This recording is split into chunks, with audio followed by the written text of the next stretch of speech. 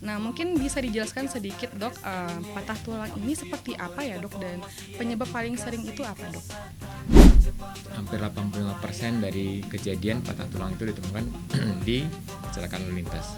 Nampak patah itu tulangnya keluar, sehingga kelihatan sekali bahwa itu memang tulangnya menonjol seperti kalau kita bisa, sehingga tidak perlu takut hadirin sekalian, bahwa operasi itu adalah segala-satunya pas sampai bukan, tergantung patahnya daerah mana, posisinya bagaimana, dan usia itu juga menentukan. Istilahnya urik salido ya dok ya, Iya, makin diurik benar, makin makin cido. cido. Nah, Selamatkan di podcast RSM-nya.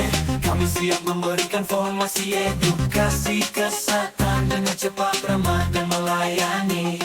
Kami berkomitmen untuk memberikan informasi pelayanan kesehatan yang terbaik. Sehat dan berkualitas, itu yang kami tawarkan. Dengan pelayanan yang cepat, ramah dan melayani, kami siap membantu Anda mencapai hidup yang sehat dan berkualitas. IRSU Prof. Haji Muhammad Yamin SH.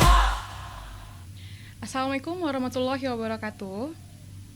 Halo sobat sehat RSMY, berjumpa lagi bersama kami di sini dalam podcast RSMY, cepat, ramah dan melayani.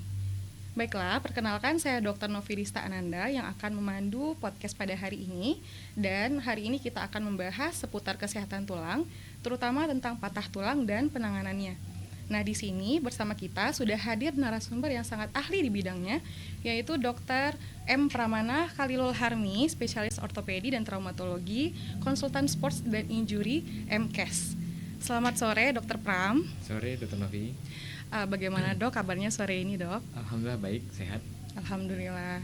Nah ini dok izin mungkin langsung saja ya dok, kita akan membahas tentang patah tulang dan penanganannya. Mungkin yang paling sering ya dok kita temui di rumah sakit ya dok ya. Untuk pasien-pasien bedah tulang itu, patah tulang itu sering kita temui di IGD ataupun di poli ya dok ya. Betul. Nah mungkin bisa dijelaskan sedikit dok, patah tulang ini seperti apa ya dok, dan penyebab paling sering itu apa dok? Terima kasih Dr. Novi.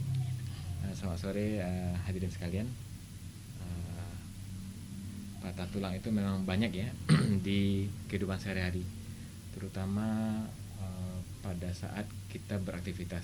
Kita tidak menutup kemungkinan untuk keluar dari rumah dengan penjagaan yang maksimal sehingga tidak terjadi adanya trauma ataupun patah.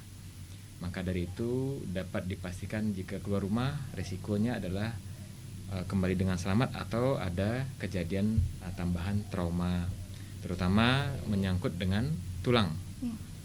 Patah tulang itu memang banyak ditemui pada kecelakaan lalu lintas ya. Hampir 85% dari kejadian patah tulang itu ditemukan di kecelakaan lalu lintas.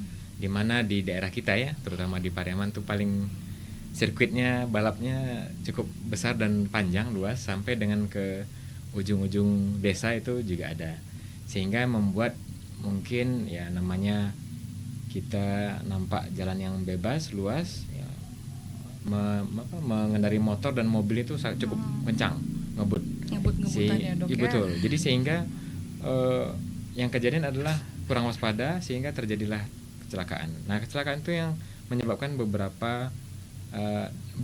hampir semua kasus itu menyebabkan patah tulang. Ada cedera kepala, diikuti dengan patah tulang, atau patah tulang tanpa cedera kepala. Nah, jika tulang itu terjadi patah, sehingga gerakan kita untuk berdiri atau bergerak itu akan terganggu, karena tulang itu adalah salah satu komponen dari beberapa gabungan dari otot, sendi, dan tulang itu menyebabkan kita berdiri kokoh dan tegap serta bisa beraktivitas secara normal. Berarti pada saat patah tulang memang kita akan mengalami keterbatasan dalam pergerakan ya dok ya. Betul. Nah mungkin selain keterbatasan pergerakan, ada gejala apa lagi ya dok, supaya kita tahu nih kalau mungkin udah ada gejala patah tulang nih di kita habis kecelakaan gitu dok? Ya, biasanya orang dengan kejadian adanya patah tulang itu biasanya akan menggendong tangannya jika tangannya yang kena, atau akan menggendong kakinya, atau akan memegang sehingga tidak bisa bergerak sama sekali, atau dia menyebabkan ada yang pernah kita lihat mungkin di kejadian sehari-hari, kakinya jadi kelipat dua tulang keringnya, atau pahanya terlipat, atau kakinya berputar. Itu menyebabkan tanda pasti dari adanya patah. Nah, berikutnya mungkin kalau nampak patah itu tulangnya keluar, sehingga kelihatan sekali bahwa itu memang tulangnya menonjol, seperti kalau kita bisa lihat kalau sehari-hari kita matahkan kayu atau bambu, sehingga nampaklah seperti patahan bambu atau kayu. Berarti tulangnya keluar. Tulangnya gitu ya, keluar. Dok? Pasti sakit ya dok ya Sakit kalau sekali. udah sampai ke tahap Sakit itu sekali. ya dok ya. Sehingga kita pertolongan pertamanya kita harus lakukan namanya imobilisasi. Ini tidak boleh kita gerakkan. Nah, sedapat mungkin tulangnya jangan dimasukkan kalau ada luka terbuka ya. Kalau misalkan tidak ada luka terbuka, tulangnya jangan diputar-putar. Tetap dibuat tidak bergerak sepanjang garis. Jadi kita samakan dengan tulangnya yang sehat. Kita pasang bidai, kita pasang kayu untuk pengamanan sementara sampai nanti tibalah para medis untuk bantuan. Mungkin begitu. Nah baik dok, berarti kalau memang kita ketemu nih misalnya pasien yang kita curiganya ada patah tulang, berarti penanganannya tadi seperti imobilisasi ya dok, tidak ya? digerakkan. Tidak boleh digerakkan. Mungkin selain itu dok, sebelum pasiennya kita bawa ke rumah sakit nih, apa yang boleh dan tidak boleh kita kerjakan gitu dok? Ya, sebenarnya ada yang paling fatal kalau terjadi kecelakaan atau trauma itu.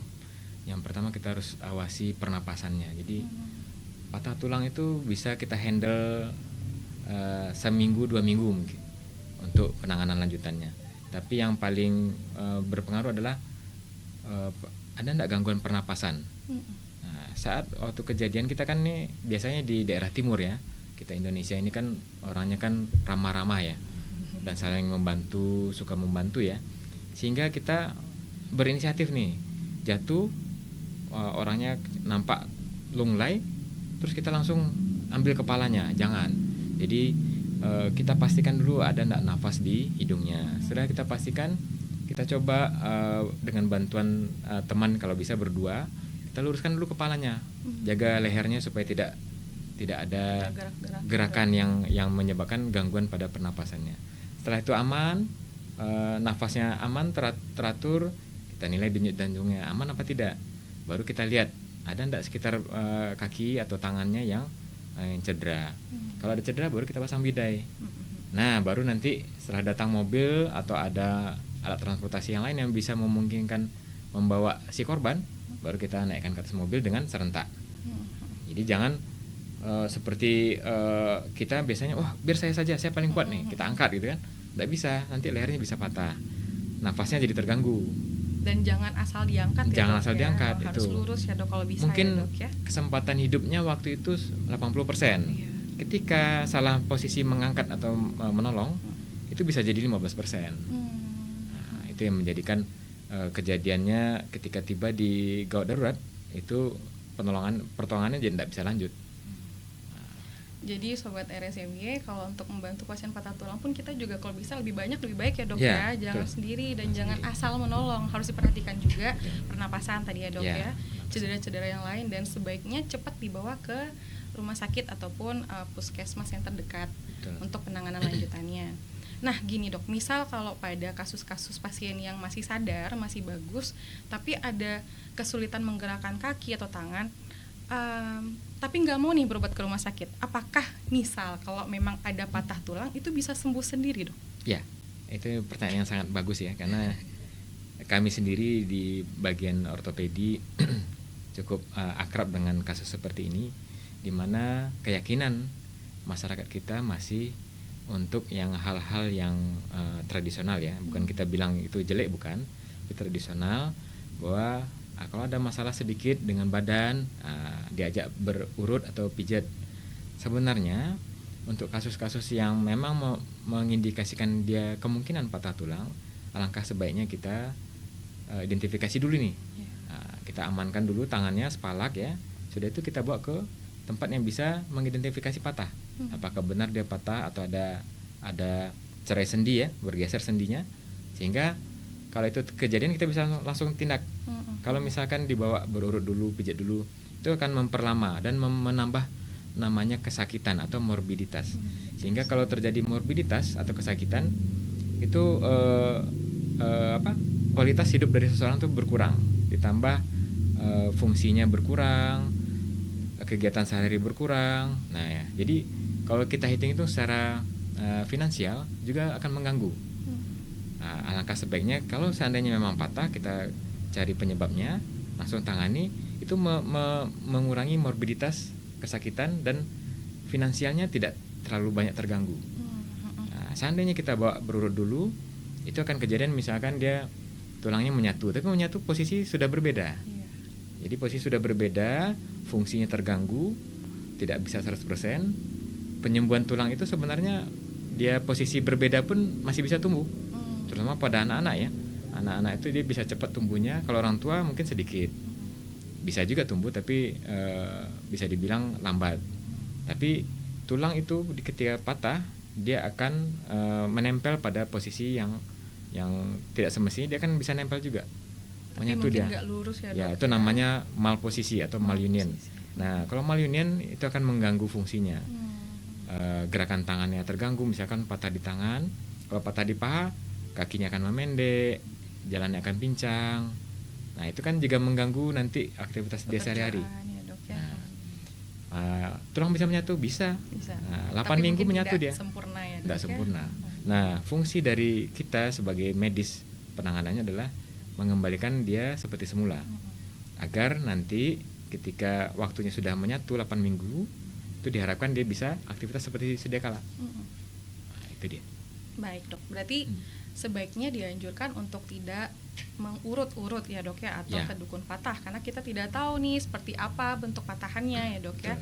Kalau dibawa ke rumah sakit ataupun ke tenaga medis kan kita jelas ya, Dok, ya, ada pemeriksaan-pemeriksaan seperti ronsen ya, Dok, ya.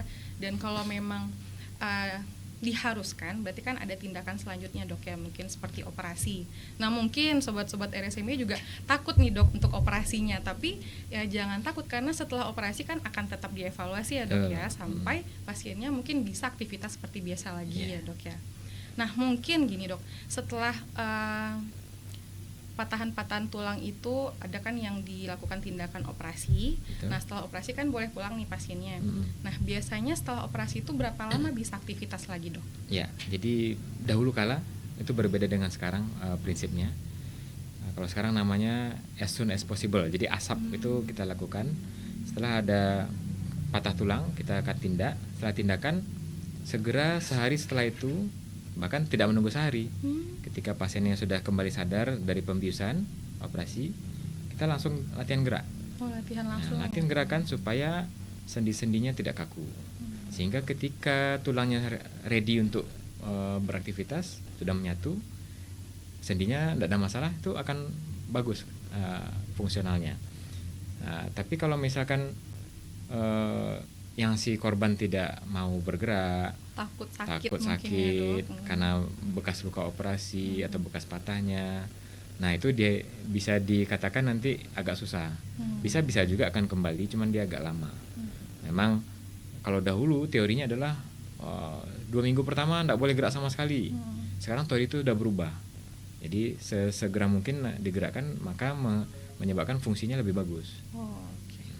Dan operasi itu tidak hanya dibedah pasang pen, bukan begitu ya. Operasi itu ada yang dengan mengembalikan posisinya dengan gip, atau kan dengan pen di luar atau pen di dalam.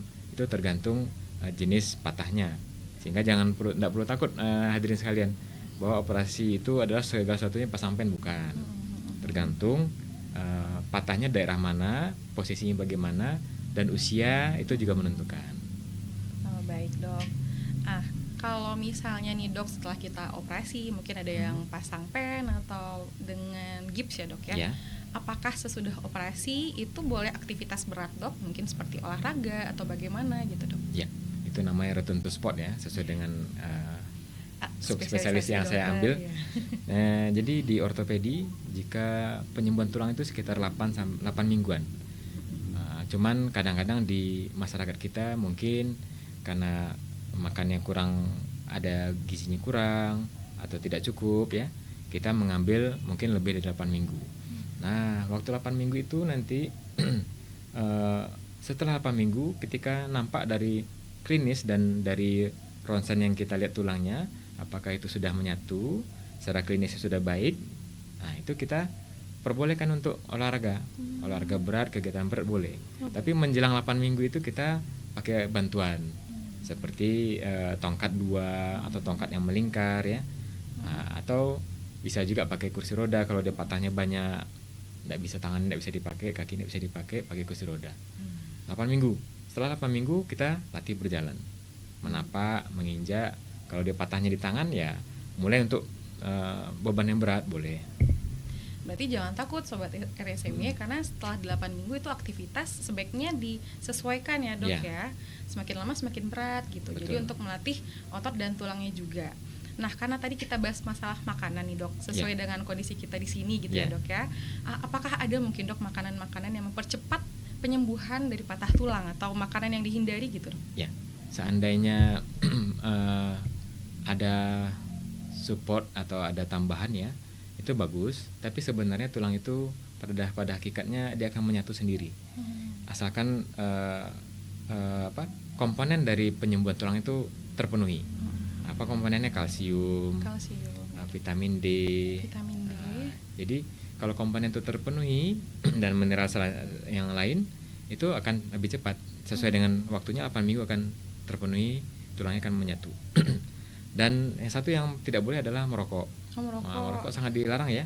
Kalau seandainya ada patah tulang dan sudah ditangani, cobalah hentikan rokoknya sampai nanti tulangnya sembuh, boleh lari lagi, ya silakan merokok lagi. Tapi sebaiknya jangan dilanjutkan rokoknya.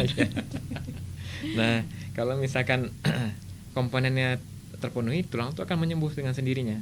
Jadi regulasi dari tubuh akan menyebabkan penyembuhan tulang itu akan sesuai dengan waktunya 8 minggu.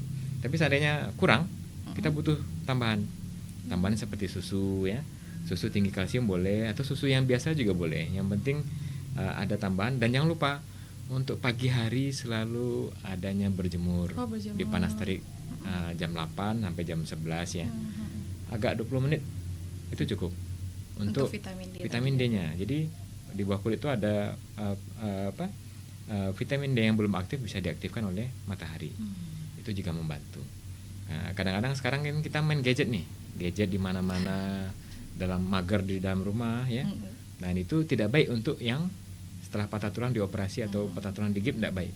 Sehingga dia harus keluar rumah untuk dapatkan sinar matahari. Berarti jangan malas-malas di rumah ya dok ya, usahakan kena matahari ya dok ya. Betul. Nah dok, misal kalau pada pasien-pasien yang sudah pasang pen nih dok, kan banyak tuh yang nanya mungkin pasang pennya di tangan atau di kaki itu kapan bisa dibukanya gitu dok? Oh ya, dibuka atau tidak sebenarnya tidak masalah. Oh iya, kalau mau dibuka kita berikan biasanya waktu remodeling itu, kalau kata orang awamnya adalah tulangnya sembuh seperti sedia kala, tidak ada struktur yang patah lagi, itu 1 tahun. 1 tahun ya. Setelah 1 tahun kita biasanya boleh kita izinkan untuk dibuka. Tapi kalau untuk anak-anak mungkin bahkan lebih cepat, 6 bulan bisa. Anak-anak di bawah umur 8 tahun tuh lebih cepat. Nah, kalau nggak dibuka gimana dok? Boleh. Kalau anak-anak dia akan tenggelam dia. Jadi tulangnya akan bertambah panjang, bertambah lebar, sehingga implan itu akan tenggelam di dalam tulangnya. Diserap berarti dok? Bukan diserap. Tapi hilang di bawah. Jadi ditimbun oleh tulangnya. Ditimbun. Tapi sekarang ada juga implan yang diserap. Itu belum udah masuk Indonesia, di Jakarta dan Surabaya, Bandung ya. Implan diserap ada juga, 3 tahun hilang. Tapi yang kita pakai di sini masih yang implan yang biasa. Yang stainless steel yang kemungkinan infeksi dan iritasinya itu minimal. Itu sudah kita dapatkan dari Kemenkes dan BP POM ya. Sehingga implan yang kita pakai adalah implan yang tidak menyebabkan infeksi dan minimal infeksi dan minimal iritasi. Nah, kalau misalkan setahun tidak dibuka, enggak masalah. Misalkan ini udah usia 50 tahun, terus malas dibuka dok, masih banyak kegiatan, ada baralik misalkan, ada kemana, atau takut operasi lagi, atau takut operasi lagi, enggak masalah. Mau dibawa, mohon maaf nih, dibawa sampai nanti meninggal tidak masalah. Cuman kalau terjadi ada infeksi, misalkan nih implan yang ditanam di tubuh itu kan benda asing. sewaktu-waktu ada infeksi di gigi, ternyata menyebar ke tempat lain lewat darah, dan itu hinggap dia di tempat yang benda asing. Contohnya implan tadi, dia akan menyebabkan infeksi di sana. Ya kita wajib untuk buka. Kita buka, kita bersihkan sampai nanti infeksinya mereda. Mungkin begitu. Berarti kalau kita pasang implan atau pen juga harus dijaga kebersihannya ya dok Ya. ya. Jangan di tempat luka juga nggak boleh kotor ya dok ya.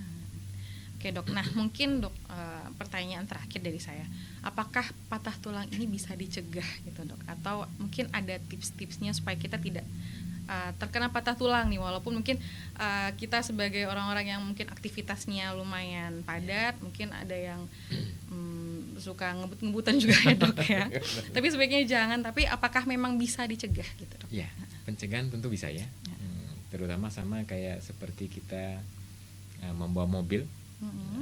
Sebelum kita bawa mobil, periksa dulu bannya, periksa bensinnya ada apa enggak, bannya kempes apa tidak ya, mesinnya oke apa tidak, olinya udah diganti apa belum, sama kayak gitu. Jadi kalau kita mau pencegahan, yang pertama kita harus jaga diri dulu. Pertama adalah makanannya harus bagus ya. Dulu zaman saya masih kecil ada namanya 4 sehat 5 sempurna, dan itu masih saya pakai sampai sekarang. Nah itu harus ada, ditambah nanti ada olahraga, balancing namanya. Jadi ada pemasukan, ada pembakaran lewat olahraga. Nah, yang berikutnya adalah kegiatannya. Jadi imbang. Jadi memang kalau kita di Muslim ya, kita ada sholat 5 waktu. Nah, waktu kita bangun subuh atau di awal sebelum subuh itu lebih bagus. Irama tubuh itu akan bagus dia.